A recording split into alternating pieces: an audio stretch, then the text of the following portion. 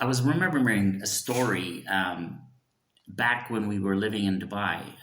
There was this. Let me see if I can tell you the short version of it because it's kind of a really long and messed up story, to be honest. So there was this guy who had been passing through. When you live in a place like Dubai, it's kind of a port. Everybody who's coming and everybody who's going expects to be able to stop there and say hello, and they want you to hang out with them and take them out and show them around. Basically, they want to come and do a holiday at your expense, for the most part. And I'm busy. I've got stuff to do, and a lot of people in my life don't actually understand that work from home means work from home. So there was this kind of annoying guy who was coming through. I more or less kept my distance from him and managed to keep away from him. But part of the Arab or Middle Eastern culture is hospitality, and something that we did that the Arab culture did in the old days is they treat it like basically you're a guest for 3 days. When you come through, whoever you are, whether you're somebody that's my friend or our friend or whatever, if you come through, you're a guest for 3 days. And for those 3 days, even if I'm talking about like in the culture, even if there was a quarrel between my people and your people, for instance, if there was like a feud going on, if there was a war, whatever, and I happened to be coming through and I sought your hospitality as a guest. For those 3 days, nobody would touch you. You were off limits. Those 3 days, you were hosted. You were treated as a guest, and it was a point of pride for the people, and it was expected. And this is how it went. And so I felt that this was not just a cultural duty, but almost a religious obligation, because I think it was encouraged by the Prophet, Muhammad. So I wanted to treat the guy well, despite the fact that he was not really my favorite person. I wasn't really keen to spend a whole lot of time with him, and I honestly did. We hosted him. I took him out. We had him over to the house, but he was just he's like one of those people who he just doesn't, like, he's oblivious. He's an idiot. He's a buffoon. And he pushed it a little bit too far. So on one occasion, so I'm going to give you, I took him out one day for dinner, and I figured that this was, I'm going to be done after this. And for one, after all of the things that I did, like after I'd ordered all this food that for some reason he didn't want to eat, and I knew that he was a big eater, like he's a big fella, and he liked his food, but he wouldn't really eat much from the food that I'd ordered. And there was so much food that left over that it was going to get thrown out. And so I said to the guy at the waiter, would you pack this food up, please? I figured, because I'd asked the valet had asked if he should wash my car, and I said, sure, yeah, wash the car. And I figured in Dubai there's a lot of poor people who do these sort of jobs, and I figured I could always give some of the food to that guy. It's not wrong. But for some reason, this dude starts actually making fun of me and laughing at me with the waiter, which was also weird that the waiter would join in making fun of me for this thing. It was just the weirdest thing. So he starts making fun of me that I wanted to keep not have those leftovers thrown out. And after the end of the evening, towards the end of the evening, this guy's already making plans with my wife about that he's going to come over for dinner the next day. And my wife is the kind of woman, she's also very hospitable. So if you're going to come over to my house, she will bring out all the stops. She will do everything. I mean, she doesn't like to have to feel rushed. She doesn't like to feel like she's got to half-ass anything. So this is like late at night at this point. It's like, I don't know, 12, 1 o'clock in the morning by the time we were done. And he asks me, as I'm taking him back to his hotel, he asks me to stop him off at some shops because it was funny that I was asking to keep the leftovers from the food that were going to get thrown out, but it wasn't funny to him that he'd asked me to stop at a supermarket in the middle of the night, right? I had to find him an open 24-hour supermarket so he could pick up some stuff so he could restock the hotel minibar where he'd basically raided it and eaten all the food, and he didn't want to spend the money on that stuff, which is, pretty weird. Anyway, so at this point, my wife and I are trying to figure out what are we going to do for him for the next day's dinner, because we are going to have him over at our house and she needed to have some stuff ready, and we're at the supermarket and we may as well, pick up some things. So we started picking up a few things, and we finished up at the supermarket, and by the time we got home, I don't know, it was like 3, 4 in the morning. What we needed was meat, and my wife said, we have no choice. We're going to have to go first thing in the morning and get some meat from the supermarket. So we stayed up. We didn't go to sleep, and we waited for the supermarket to open. The minute it opened, we were there. We picked up some meat, came home. She started to prepare the food, and this guy turns up early, which is another really weird thing to do. So he turns up early. She's like, we're basically at the end of our, the last bits of our energy, right? And she's managed to put together this meal, and this dude sits down, and the fucker has already eaten before he came over. It's clear, it's obvious. Like I said, the guy's a big eater, and I don't think he has the patience to install, like he didn't have the patience to actually wait for the mealtime. He'd eaten and he talked about it. And so he's sitting there now criticizing the food and picking at it. Like he's actually sitting there giving a critique over the food. So we're like at our the last absolute end of our string here. We're okay, that's it. This guy is a piece of shit. He's gonna, that's it. And I held it in, and this is not the beginning of it. I'm just telling you the part that fast forwards us to the important part of the story. So I'm ready to be done with him, and the fucker had made an appointment, which is another thing I really hate when people do. He had an appointment made for immediately after dinner with us.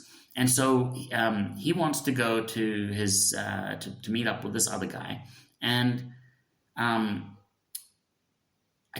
he's sitting there talking to him about how he's going to get there and whatnot. And I said to him, "Listen, I can take you, but like, your boy has a really shitty sense of direction. Okay, I could get lost in my backyard. It's so bad, it's not even funny.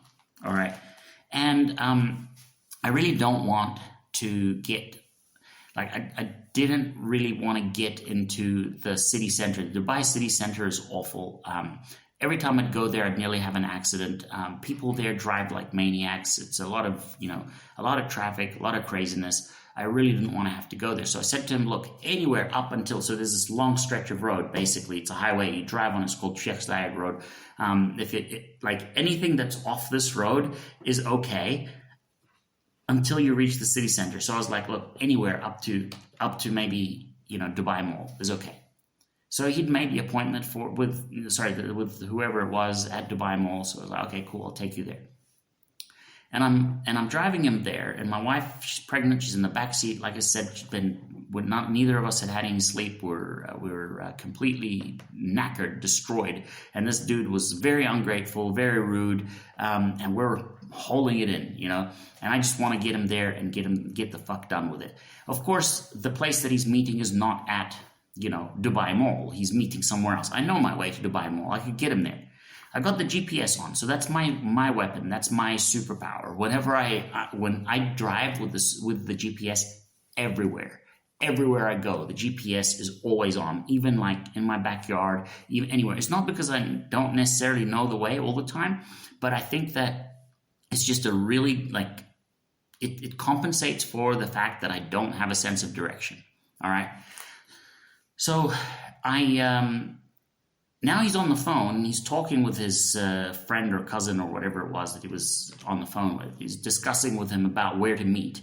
And I'm like taking the wrong turn, or you went the wrong way, and you got to go the whole way around the whole thing. You got to get back on the highway, get on the next exit, come back and do the loop-de-loop. And it was just, and this guy is not even specific about where he wants to meet. And this whole thing's a mess.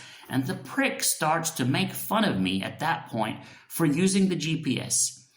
And he did it for long enough that I had enough. I was like, all right, motherfucker, that's it. Get out now. Get the fuck out of the car. And I kicked him out. And actually, I kicked him out like literally next to where he was supposed to meet. In fact, he came back to me the next day and he, sort of somewhat apologized. And then he said to me, though, I still had to walk 10 minutes from where you dropped me off. I'm like, yeah, that's all, you fucker. Anyway, so my point was that the point of the story was about the GPS, okay? I get a lot of slack, a lot of shit from other men, especially from other guys, about using the GPS. Every time they get in the car, turn it off her voice. They don't want to hear a woman telling them directions. And I got a nice British accent lady telling me where to go, and I'm happy with it, And I turn down the volume, turn it off. They don't want to hear it. Oh, don't worry, I know the way. Go from here, go from there. I'm like, dude, look, just fucking leave it alone. The GPS knows the way. Like, she's giving us the most optimal route. I mean, the GPS is giving us the most optimal route. Okay? It is the fastest way. You don't just leave it. No way. Whenever I've got another guy in the car, they always want to turn off the GPS, or they want to, and this is the worst part. This is the worst, is when they don't know the way either, but they want the GPS just for part of the route. So they're like, oh, no, yeah, okay, I got it. It's like, okay, well, she got us this far. Let's just listen to the rest of the road. Or let's listen to the rest of the instructions. Let's just get to the end. No. And it always ends up, whenever these guys start doing this kind of craziness, it always ends up taking us longer. We always end up going, basically getting lost when there's no need to get lost. When left alone, we actually get there. Now, this reminds me of how a lot of people try to do Google ads, how they try to do basically, any kind of traffic management these days, because most of the traffic management, the traffic providers today, the major ones, whether it's Google, whether it's Facebook, Twitter, all the, whatever other ones there are, okay, LinkedIn, they're using machine learning and artificial intelligence to actually figure out what to do, okay? They're using real-time data and really fast calculations to figure out what to do. And when people they go in there and they don't want to let the machine do what it does best, and they want to micromanage all the little things, and they think that what they're doing is actually helpful. It's not helpful. You either know what you're doing and you go manual. For example, with Google Ads, you can go manual CPC bidding, right? You can just say, okay, look, I don't give a shit what Google thinks this click is worth. I'm going to tell you what I think the clicks are worth. Then you go ahead and you do that. But don't go doing automatic bidding and then you're sitting there at the same time trying to micromanage every aspect of the targeting, for instance. With exact matches and these, I'm going to send traffic right to a page that has the exact same keywords that are in the thing. Like they get so micromanagey about it, and I just don't get it. But I think it's the same way of thinking that these people have with GPS. It's like they don't trust the machine. I heard Elon Musk talking about a couple of things actually about the Tesla. One of them was, I think I mentioned this on in a previous video. He was talking about the airbags system in their cars, and he was saying how this airbag system, because it is driven by machinery, it is driven by machine learning. It is constant. It's getting data that nobody, no human being could ever hope to do anything fast with. Okay, it's getting data in real time about exactly where you are sitting on the chair, the weight balance, how big you are, what your weight is, the position in the seat, and whatever changes there are in the road and so on. And based on that, it will release the airbag at a certain speed, in a certain direction, or whatever, to basically get the perfect, most safe crash that you could ever possibly hope to have, God forbid, right?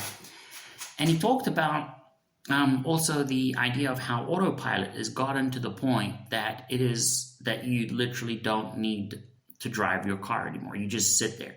And in the interview that it was in, I think it was with Joe Rogan, and Joe was like, "Oh, I wouldn't let it drive the car," kind of thing.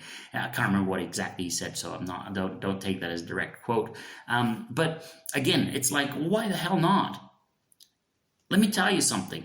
That car, when cars are driving on autopilot, they are going to be making data-driven decisions. They're going to be doing them in real time. They're going to be responding to things, making calculations that nobody can hope to do. Nobody, no matter how good they are, you cannot figure out the exact safe speed at which to brake, at what point to brake, when to react, etc., etc. It's just impossible for a human being to do that. And with something like autopilot, with by the way, I'm not like a huge machine learning lover or something like that. I don't believe that AI is going to take over the world. I'm not one of those people. I think anyone who thinks that is a bit batshit crazy. And I think that on this topic, obviously. And I don't think that machine learning is that sophisticated or will ever really be that sophisticated to take over people's jobs. Some jobs, sure. If your job is like you're basically mechanical. If your job is mechanical, then sure, machinery will do that and doesn't need machine learning to be able to do that. But I don't think that machine learning will take over our jobs when they are like things that need creativity or serious, human powers, because I don't think that we are good enough to make machinery that good. That's that's what I think, and I don't see any evidence to the contrary. To be honest, I don't see that anything that we have done comes even close to being something that could possibly ever do anything like that. But with that said, I do think that this is something best done by a machine. Okay, machines respond to data, and they do it way better than we could ever hope to. And so I think that when it comes to using the machine learning of your preferred platform of choice, I don't know why we approach it with such mistrust as marketers. So many marketers don't trust to just let Google do its thing. Why do you want more work for yourself? I just don't understand why you'd want to have more work. You think you're going to make more money doing it for yourself. Guess what, bud? When somebody types in a search into the search engine, you're not there to look at exactly what they typed and say, okay, my ad is relevant. I'm going to go and show my ad to this person right this second. And even if you were, you wouldn't be fast enough at getting back with your ad that you could even respond to that search in the second that it takes, or less than a second that it takes, to actually hit enter and actually look at the search results.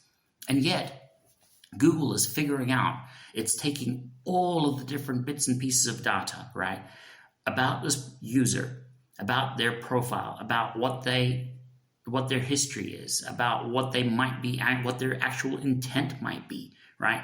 And they are putting all of that together against all of the web pages that they have indexed, basically the entire internet, not the entire internet, but a large part of the internet, right? Against all of that, and filtering all of that content, all of that text, all of those videos and images and all that stuff, and determining that this is the best matching sequence of pages, and in this order should be shown to this person, this specific person running this specific search. And the same thing with the ads. You're not going to be faster or better than the machine at doing this. So stop trying to compete with the machine. Stop trying to interfere with its work. Dude, honestly, if there was a way where, and there is at the moment, like for example, with Google Smart Campaigns, you can just give, if you qualify for it. I've actually recently qualified for it in one of the campaigns I manage, and it's off the hook amazing, because you can say, I only want to pay for conversions. I only want to pay when a sale is made. All right, and then you say how much you want to pay for that. And unlike with, say, if you're familiar with, for instance, CPA targets, you would normally say, like, you might be able to say, hey, I'll pay, $70 per conversion, for instance, right? And that would be a CPA target. You would still pay for all the clicks. So even if it ends up costing $100 to obtain a conversion for you, you're still liable for that entire bill, for all the clicks that it cost you to make that sale. If it took $500 to make that sale, despite the fact that you said that you wanted to pay 70, 75, whatever dollars per sale, it will still charge you all of that money. But with Google Smart Campaigns, all you do is you supply ad copy. That's it, which is, by the way, in my opinion, that is the one thing that you as the human can do that the computer can't. Okay, just supply your ad copy. That's what they say. Supply us the ad copy. And then they'll go and figure out where to place your ads, and they'll do all the experiments that they need. They'll do all the split tests and all the various bits and pieces of testing, and they'll do all the combinations of your headlines and your multiple headlines and your body and your graphics, and they'll just do all those tests for you. And then what they will do is they will they will get you as many conversions at the price that you set. Right? Dude, that is the best motherfucking campaign there is. Dude, I don't want to have to sit there and tell it shit all else. I just want to tell it, here's the kind of people I'm looking for. This is my ad message. This is my message, right? Here's the people who would respond to this are the ones I want looking at my ad. And here is what I'm willing to pay for a customer if you send them my way, or a lead if you send them my way. And you will only pay for the lead. You'll only pay for the conversion. That's what I was going to get at. So with Smart Campaigns, if you set your bid at $75 per conversion, then you will only pay $75 per conversion. It will never be less. It will never be more, because that is basically the algorithm goes and figures out how many conversions it can get you for that price. And that's what it does. It just gets them for you at that price. You're not charged for clicks. You're charged on the conversions. So you go and you say, look, guess what? I want to spend $1,000 per day on this. And they'll go and they'll get you $1,000 worth of $75 conversions. What else do you want? Dude, that's a dream. Why on earth would you want to make it more complicated than that? I would use it all day long. The unfortunate thing is that not everybody qualifies. You have to you have to jump through a few hoops to get to it. Not all campaigns qualify. And then one of the issues that you'll find with it is that you'll have to spend a bit of money trying to figure out how to tweak those parameters for what your target is. So I'm not saying it's perfect. I am not saying that it's perfect, but if they could perfect that, I'm all for it. I don't want to have more control in the ads. I don't get why anybody would want to. I always use the smart bidding. Why not? I don't know what a click is worth. Why would I try to set my maximum cost per click when I don't even know what a click is worth to me? I don't. It just doesn't matter. It's irrelevant, right? What I care about is what is a conversion worth to me. What is a lead worth to me? I know that number. I could tell you what that is, and anything over that is going to be too much. Anything below that is a good deal. But that's that's the power though of understanding that machine learning is a good thing when it comes to advertising, and understanding how to work with it instead of against it, which is what I do. And honestly, the sky's the limit when you do it that way, because you can scale a campaign to infinity. None of my campaigns have a problem with getting traffic. Not a single campaign has a problem where, oh, you know what I need is more traffic. The reason is that I have an almost unlimited amount of traffic available to me, and it's a matter of can I spend more money and still be profitable? And many times the reason that I'm not taking more of that traffic share is that the campaign does not monetize well enough. If you have a continuity product though, on the other end of it, and most of my clients, unfortunately, at the moment, I have one who has a continuity product that is, reasonably high end. A continuity meaning a recurring billing. Basically, that means that your average customer value is practically unlimited. Okay, I mean it is limited obviously because there's always an average where most subscriptions start to drop off, but subscription is a really good way to ensure that you have the largest amount of the largest buffer in which to make a profit. So scaling isn't really a problem when you have a way to monetize what you spend, and that comes not with dropping the cost of your traffic, because you are getting basically what you're spending right now that gets you the best traffic that there is in the highest volume that you can afford to convert, right? If you can convert higher, meaning not convert, meaning higher conversion rate, if you can actually sell more stuff to the people that you're converting, then you can afford to buy more of that traffic. Anyway, so I don't want to get too techie here, because I know that that scares a lot of you off when I get into the the geekery of Google. But I think that it is important to understand that is having machinery on your side gives you a huge advantage, and you should use it the way that it is meant to be used, instead of trying to always, I'm going to use it a little bit, but then I want to, stick my leg into the thing and ensure that I'm slowing it down. Use it properly or don't use it. Just like if it's automatic, either use the automatic thing or just go completely manual and just leave it at that. Because the two together, they just don't work. All right, so I'm going to leave it at that. I'll see you next time.